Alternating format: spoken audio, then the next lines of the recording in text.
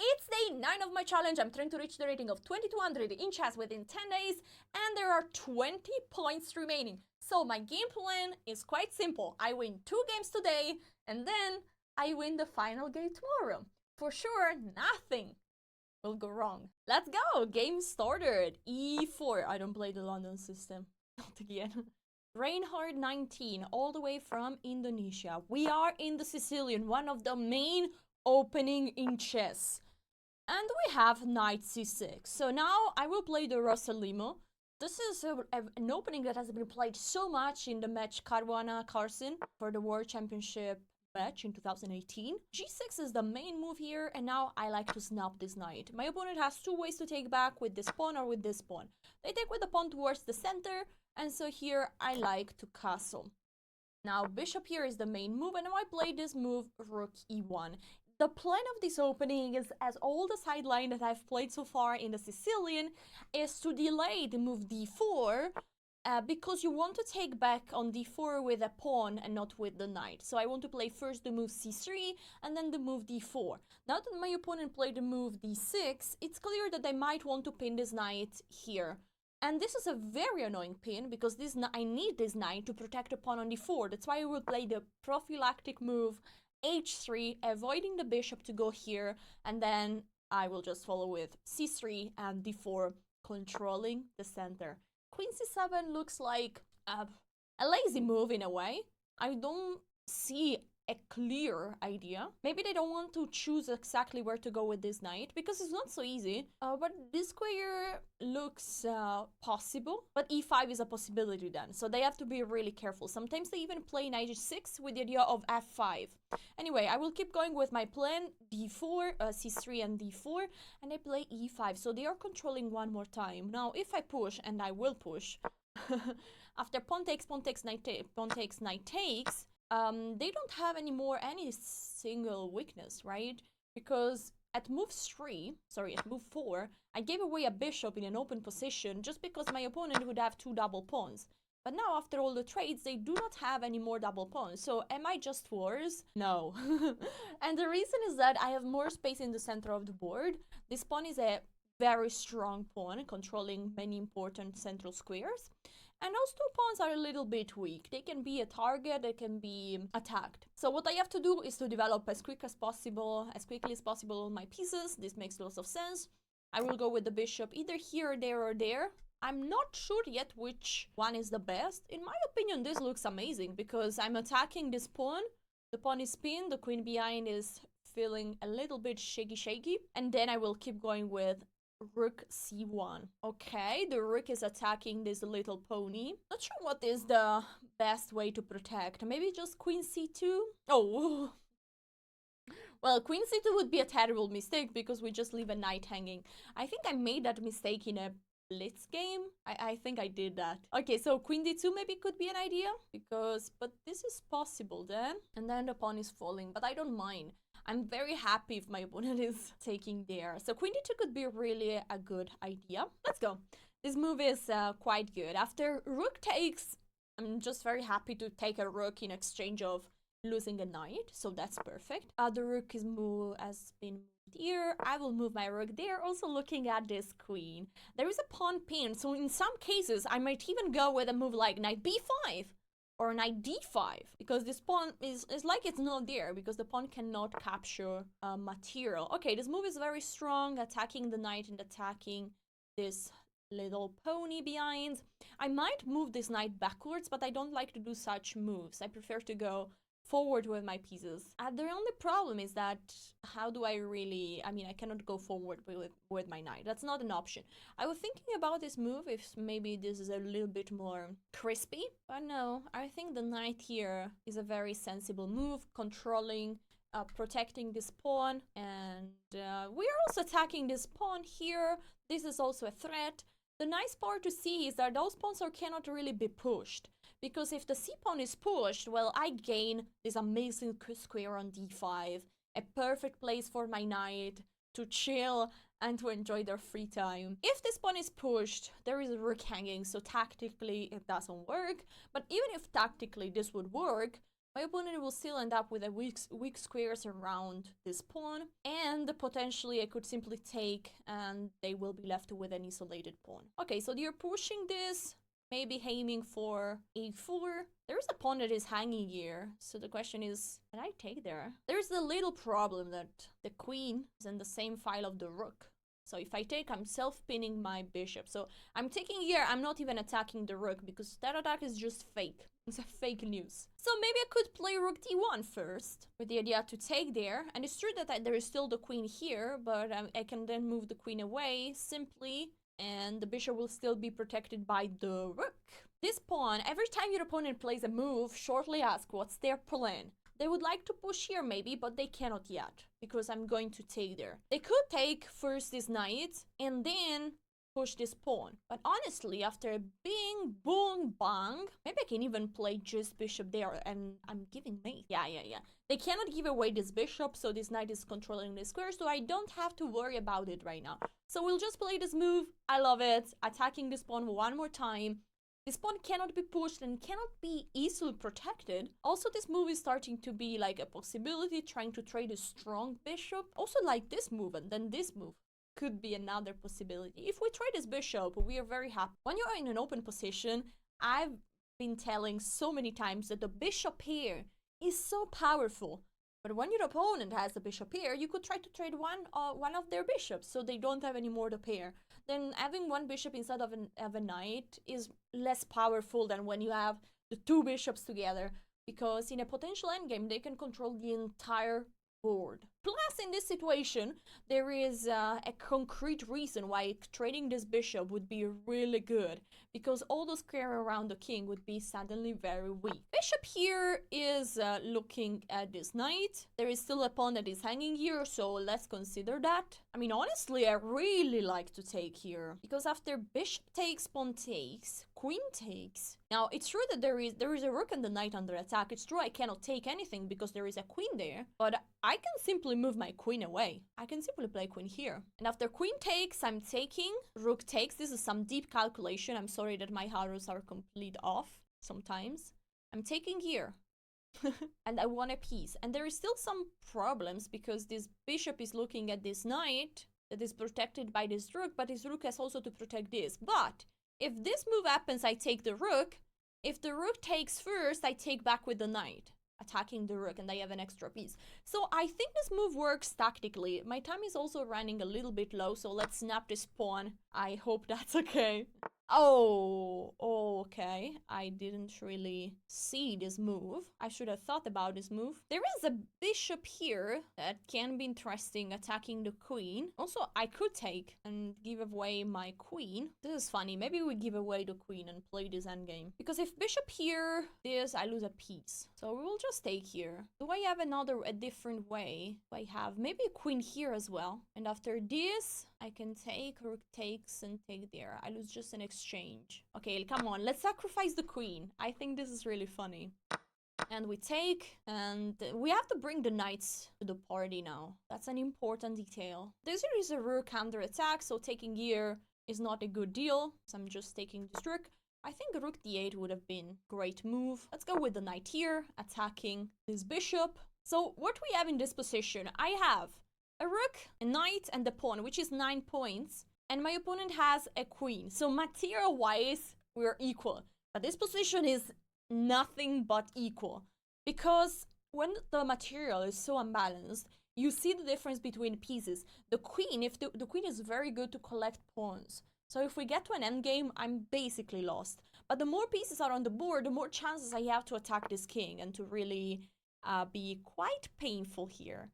So now, this knight is attacked by the rook, but I see this move that could be really annoying, and I quite like it. They want to trade pieces. Okay, I will play just this move first. I'm pinning the knight. The knight cannot be moved. Okay, the rook has been moved there. Now the knight is free to go. But you know what? I love this position. I'll go with the two rooks here. And the point is that there is also some back rank problem here. Let's say this knight moves here, which is the only square they can go right now. I'm just taking there. And after rook takes, pawn takes, I slide my rook here, which is not made because unfortunately the king got this square, but it's close to B. I could push here, protect my bishop, and then I have a check there. It's a very nice position to have. My knight is joining the party. But I have to be careful. Okay, so they are creating some free... Wait, what? But I can simply take here, because there is a knight that is hanging now. I believe. Because now, after this, I take, and there is a knight hanging. So I would take another piece. Okay, that's perfect. Now I'm better. So, because I have so many pieces, I still have to be careful because the queen is super powerful, but I believe in my position. Let's move the bishop here. Also protecting the rook. Oh, this is a good move because now my knight doesn't have many squares to go. I like it. Good job by my opponent. Because I would have loved to push this pawn instead. I have few time, so we have to speed up. Okay, I will play b3. I was a little bit not sure about this move, but it looks sensible. Now I will play rook here. So I'm protecting the knight. The rook is sliding there to give a check. And everything is protected. Everything is protected. The knight is protecting this pawn, but we have to be faster. Okay, the queen has been moved. We can just attack it here. Not sure where the queen can go. Maybe can just go... Maybe can just go back here. Queen wants to slide somewhere. Okay, I have to be fast. Let's go here. Queen can go there, but not going too far. I told you guys, the queen is good to collect pawns. Okay, I have to do something here, and I'm not sure what. Oh no, my pawn! Damn it, I lost a pawn. I have 40 seconds. What is this?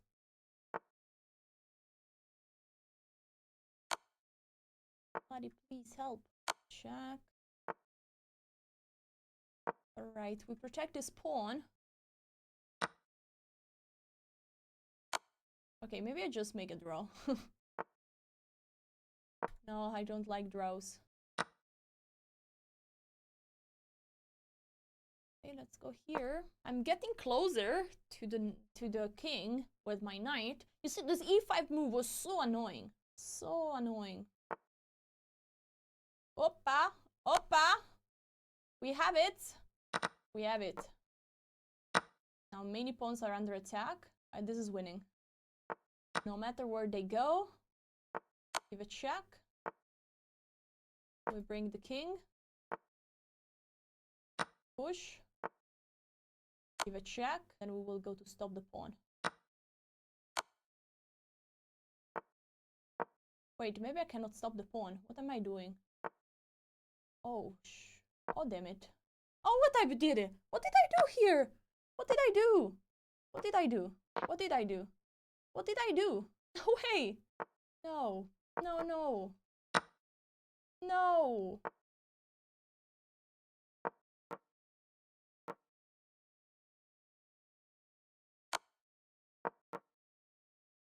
No! I was completely lost. No! Well, GG's. I lost everything in one move here. Absolutely insane. So I have to play either c5, letting this pawn run, or I have to play knight here, just blocking this pawn. But knight b2 was a terrible move. By the way, in this game, there is a brilliant move. Yeah, sacrificing the queen is brilliant. Let's go. Okay, guys, I just did it for content. Because if not, you know, I was too quickly to get to 2200, right?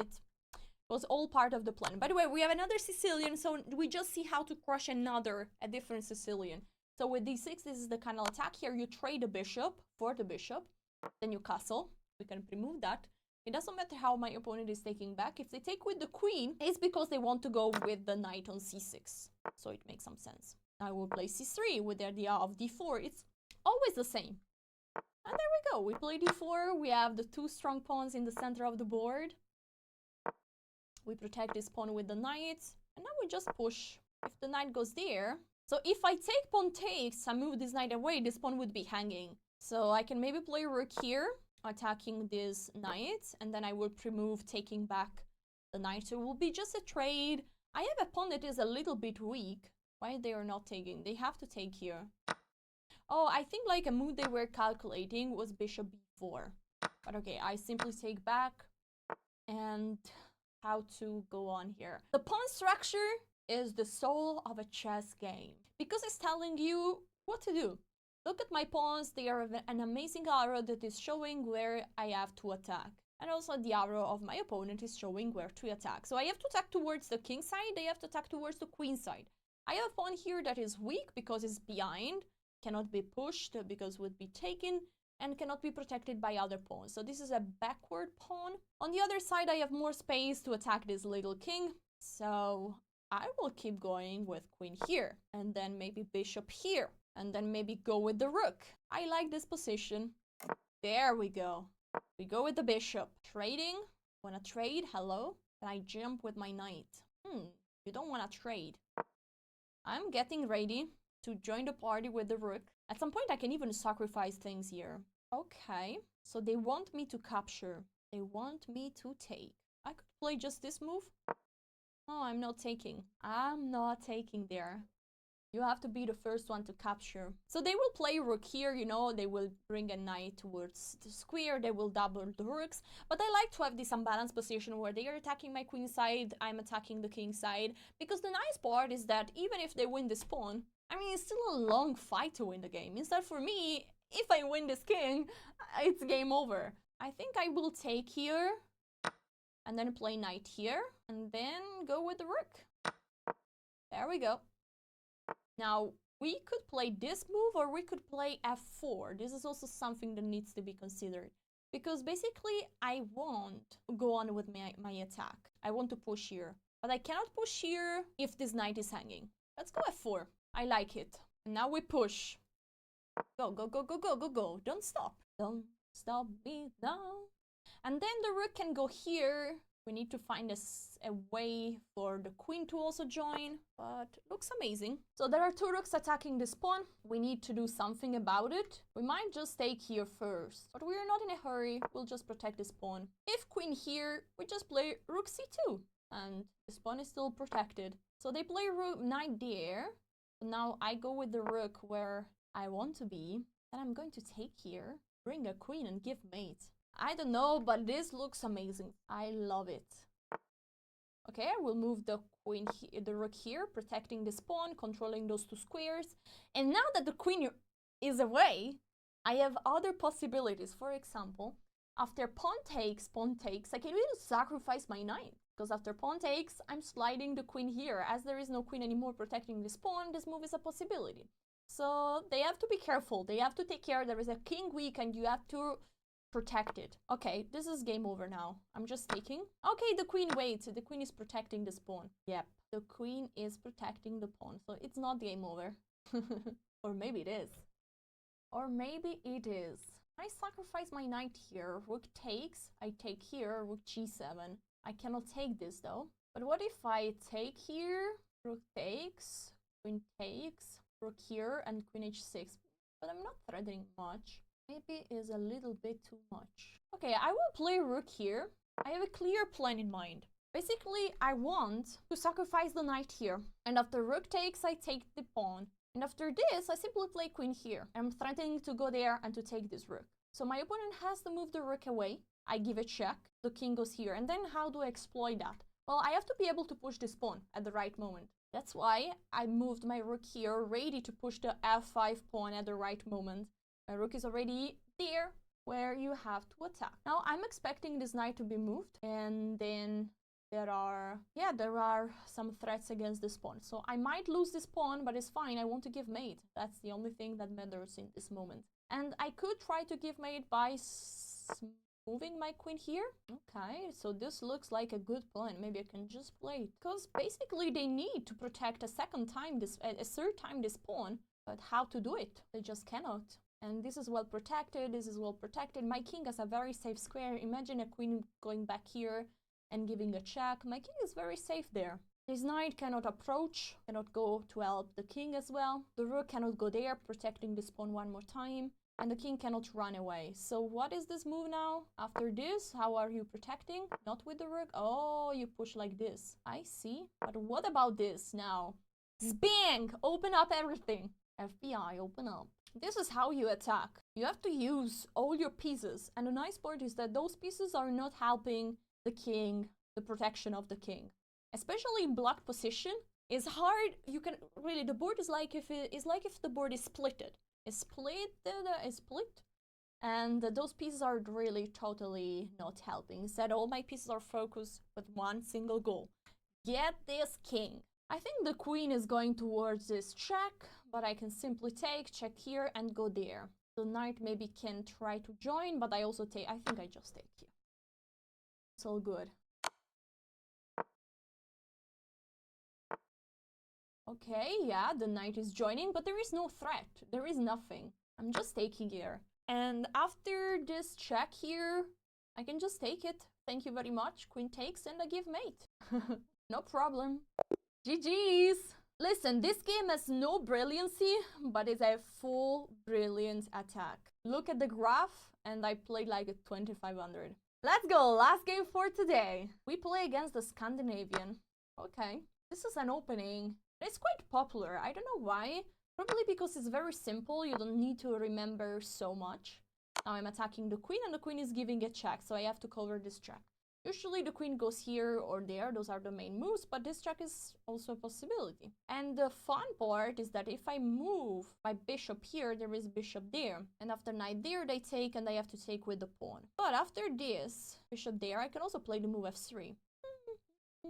Yeah, then I will play long castle. Yeah, let's do this. Let's do this, bishop there, and f3. I hope this is playable. I'm a little bit concerned about my king. But hey, it should be alright. Let's also play g4. Just attacking that bishop for real. Now we could play f4, but I will play first bishop here, looking at this queen and saying, hey, what's up? 2 pawns under attack though. I will just play f4. I have a clear idea in mind. I want to block this bishop. So if this pawn is falling, I play this bishop is lost. And I now play just knight here.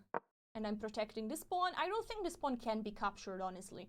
The b pawn and the g pawn usually are called poison pawns, especially the b pawn, because there is a very typical way to take it back. So after queen takes, they want a pawn, but you can take the pawn back by playing rook b1 and then take the b7 pawn. Quite simple. But in some cases, the queen can even be trapped. For example, queen takes, knight b5, we are threatening this fork. Let's say my opponent plays knight a6, and then I play bishop c3. And the queen has no square because this is controlled by the knight, and there is still bishop here, which is a funny move that works, probably. But okay, you don't have to risk this. Now the knight is attacking this pawn, so we might simply protect it. Oh no, my opponent is connected. Oh no, no, come back. Well, I have a better position, but it's far away from being winning. Guys, I know why they disconnected. They saw that after knight h6, they saw the super powerful move that I could have played, which is the move f5. And they calculate everything, you know? This bishop is now trapped, and after pawn takes, which seems like the only move not to lose a piece, there is the strong move knight d5, attacking the queen and looking at this fork. And now after the queen moves to keep this pawn protected, there is bishop e5. Queen has to take, and now there is the fork, royal fork. And that's why they just disconnected. Well, actually, I don't know why they disconnected, but hey, we take it. Hope you enjoyed today's games. If yes, remember to like and subscribe to the channel, and see you tomorrow for the final day of this challenge. Will I get to 2200? I need to win 2 more games. Hope not to lose anyone. And see you tomorrow. Ciao.